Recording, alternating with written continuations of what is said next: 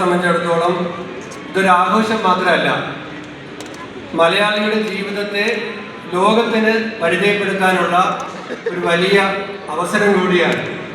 അപ്പോൾ നമ്മൾ കേരളത്തിൻ്റെ ഏറ്റവും മനോഹരമായ സാംസ്കാരിക മുഖം ലോകത്തിന് മുമ്പിൽ ആകർഷകമായി അവതരിപ്പിക്കാനാണ് ടൂറിസം ഡിപ്പാർട്ട്മെന്റ് ഈ ഓണത്തിൻ്റെ അവസരത്തെ വിനിയോഗിക്കുന്നത്.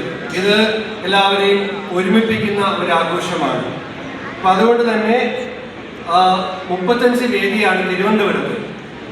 അതിൽ 340 പരിപാടികളാണ് 7 ദിവസം കൊണ്ട് അവതരിപ്പിക്കുന്നത്. 3000 കലാകാരന്മാരാണ് അതിൽ പങ്കെടുക്കുന്നത്. അതുകൂടാതെ 13 വേദികളിലായി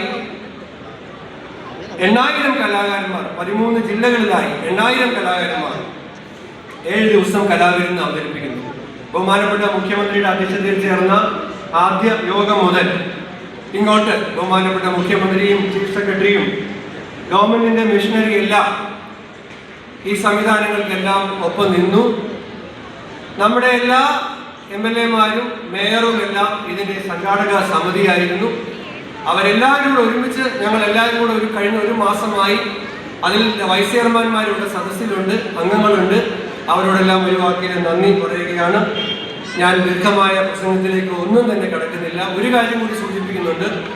ഒരു ബഹുമാനപ്പെട്ട CM നമ്മുടെ ഈ വർഷം മുതൽ ഈ നിശാഗന്ധിയിൽ എല്ലാ ദിവസവും, ഇന്നിപ്പോൾ ശോഭന അവതരിപ്പിക്കുന്ന നൃത്തമാണ്, പക്ഷേ അടുത്ത ദിവസങ്ങളിൽ നമ്മുടെ നാടിൻ്റെ മുടിയേറ്റ്, തോൽപ്പാവക്കുത്ത്, പടയണി, അർജുന നൃത്തം, പൂതനും തിറയും, ഇതെല്ലാം നിശാഗന്ധിയിൽ 6 മണി മുതൽ 7 മണി വരെ നിശാഗന്ധിയിൽ അവതരിപ്പിക്കുകയാണ്. ഇത് കാണാനുള്ള അവസരം വിദേശ വിനോദസഞ്ചാരികൾക്കും നമ്മുടെ ദേശത്തിൻ്റെ വിവിധ ഭാഗങ്ങളിലെത്തിയവർക്കും എല്ലാം അതിനൊരു അവസരമുണ്ട്. തീർച്ചയായും